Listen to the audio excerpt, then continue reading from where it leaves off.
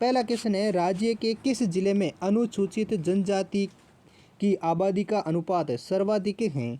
तो इस सवाल का सही जवाब देगा ऑप्शन बी यानी राजस्थान राज्य के बांसवाड़ा और डूंगरपुर जिले ऐसे हैं जहां पर अनुसूचित जनजाति की आबादी का अनुपात है वो सर्वाधिक हैं। किन जिलों में अनुसूचित जनजाति का आबादी अनुपात सर्वाधिक है? बांसवाड़ा और डूंगरपुर जिले में। नेक्स्ट अगला दूसरा क्वेश्चन है, गुजरात राज्य का कौन सा लोक नाट्य जो राजस्थान में गुजरात की सीमावर्ती इलाकों में भी लोकप्रिय हैं? तो इस सवाल का सही जवाब देगा ऑप्शन बी यानी गुजरात राज्य का भवई लोक नाट्य है जो राजस्थान में भी गुजरात के आसपास के सीमावर्ती इलाके हैं वहाँ पर भी लोकप्रिय हैं। कौन सा नाट्य? भवई लोक नाट्य। भवई लोक नाट्य मुख्यतः कहाँ का है? वो है गुजरात राज्य का, लेकिन ये राजस्थान में भी काफ़ी लोकप्रिय हैं। नेक्स्ट अगला तीसरा क्वेश्चन है, बाल मुकुंद बिस्सा का संबंध किस प्रजामंडल से था? तो इस सवाल का सही जवाब देगा ऑप्शन बी यानी बाल मुकुंद बिस्सा का संबंध है जो जोधपुर प्रजामंडल से थे। अगला नेक्स्ट चौथा क्वेश्चन है, महाराणा कुंभा ने बदनौर विजय के उपलक्ष्य में निम्नलिखित में से किस मंदिर का निर्माण करवाया था?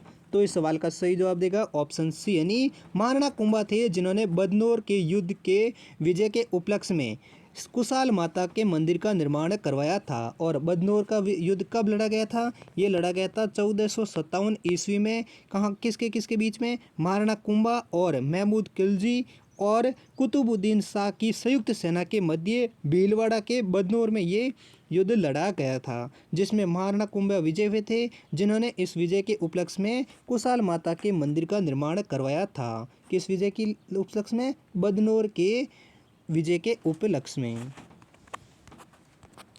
अगला नेक्स्ट पांचवा क्वेश्चन है, जैसलमेर में गुंडा राज पुस्तक किसने लिखी थी? तो इस सवाल का सही जवाब देगा ऑप्शन ए यानी क्रांतिकारी सागरमल गोपा हैं जिन्होंने जैसलमेर में गुंडा राज नामक पुस्तक लिखी थी। किसने? सागरमल गोपा ने, जो जैसलमेर के निवासी और एक क्रांतिकारी थे।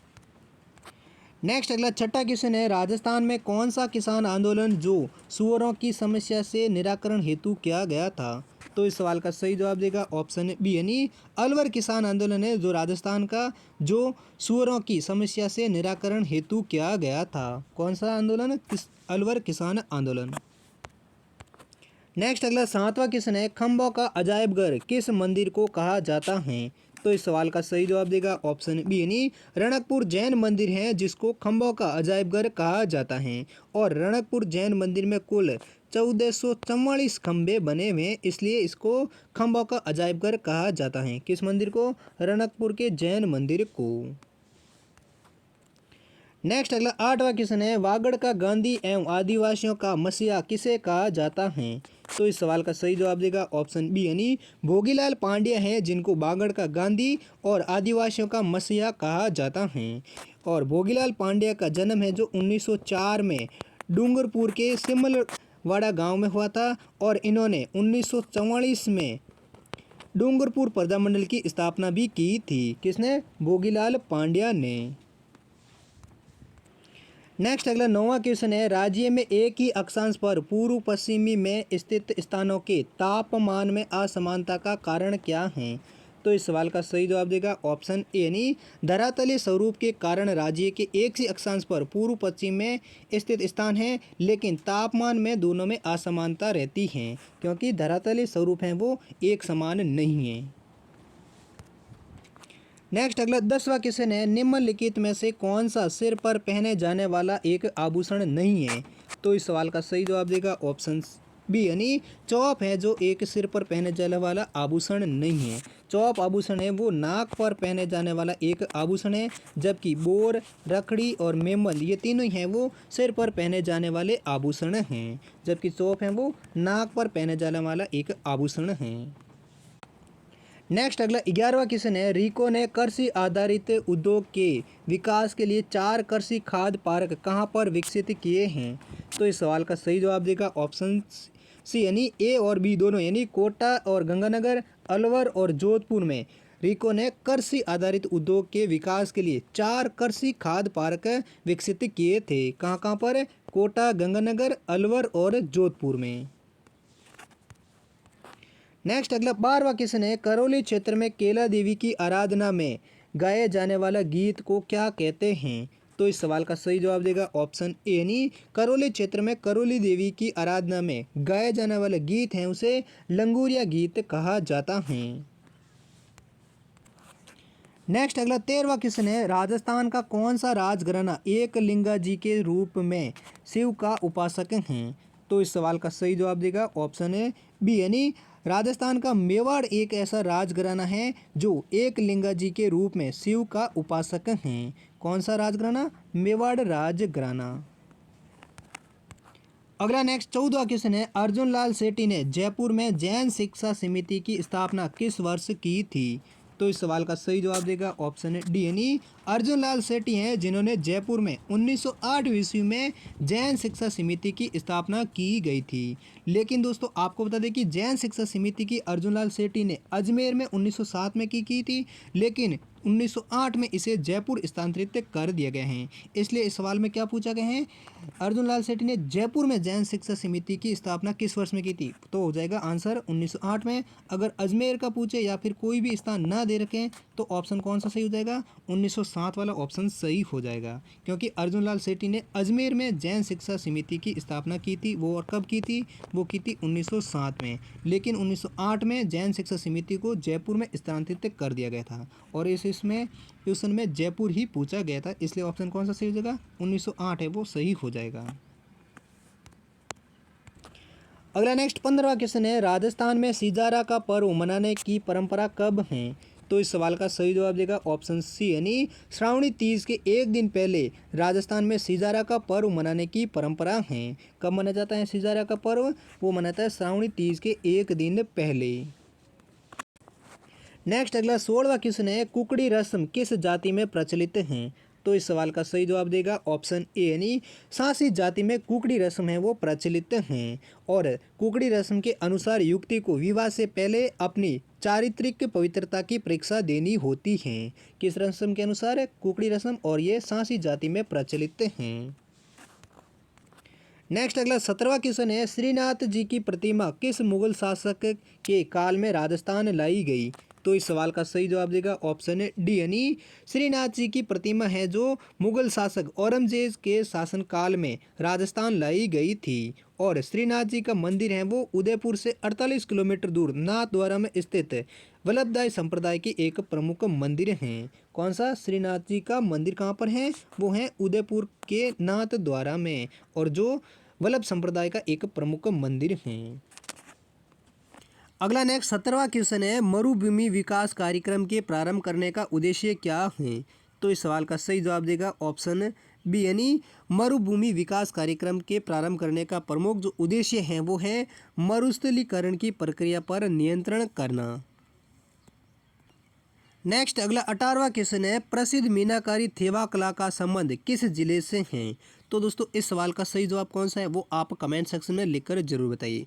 ऑप्शन है प्रतापगढ़ जिले से, बांसवाड़ा जिले से, जयपुर जिले से या बीकानेर जिले से। इन चारों ऑप्शन में से कौन सा ऑप्शन सही है जिसका संबंध प्रसिद्ध मीनाकारी थेव कला का संबंध है?